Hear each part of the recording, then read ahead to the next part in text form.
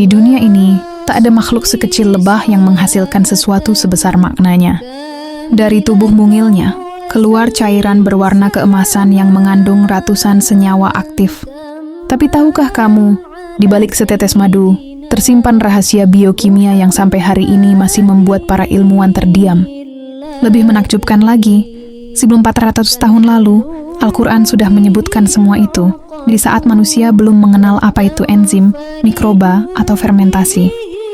Dalam surah An-Nahl ayat 68 hingga 69, Allah Subhanahu wa Ta'ala berfirman yang artinya, "Dan Tuhanmu mewahyukan kepada lebah, buatlah sarang-sarang di bukit-bukit, di pohon-pohon, dan di tempat-tempat yang dibuat manusia. Kemudian makanlah dari segala macam buah-buahan, dan tempuhlah jalan Tuhanmu yang telah dimudahkan. Dari perut lebah itu keluar minuman yang bermacam-macam warnanya. Di dalamnya terdapat kesembuhan bagi manusia." Satu-satunya serangga yang disebut menerima wahyu adalah lebah. Kata wahyu, auha, di sini bukan sekadar ilham, tapi petunjuk sistemik dari Allah. Bagaimana lebah hidup, bekerja, bahkan memproduksi madu. Ribuan tahun kemudian, ketika mikroskop ditemukan, para ilmuwan baru menyadari sesuatu yang luar biasa. Madu bukan hanya cairan manis.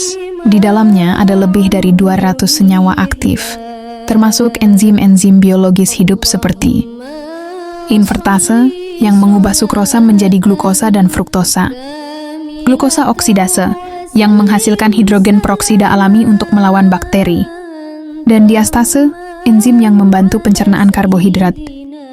Semua itu diproduksi oleh tubuh lebah sendiri, bukan oleh bunga. Artinya ayat min butuniha, dari perutnya, bukan kiasan, tapi deskripsi biologis yang tepat. Penelitian dari University of Waikato, Selandia Baru, menunjukkan bahwa madu mengandung zat antibakteri yang tidak bisa ditiru secara sintetis. Bahkan madu yang disterilkan dan diencerkan pun tetap aktif secara biologis. Profesor Molan, peneliti senior madu di sana, menyebut, "Kami belum bisa memahami sepenuhnya bagaimana enzim dalam madu bisa tetap aktif dalam kondisi apapun."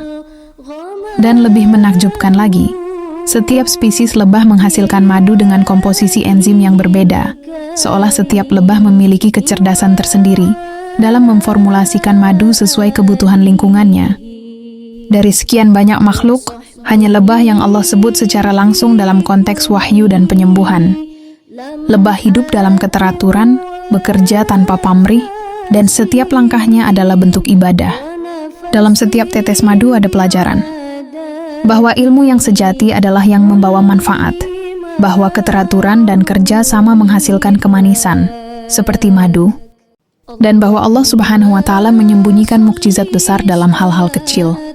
Maka setiap kali kamu meneteskan madu di atas luka, atau mencampurnya ke dalam segelas air hangat, ingatlah, itu bukan sekadar makanan.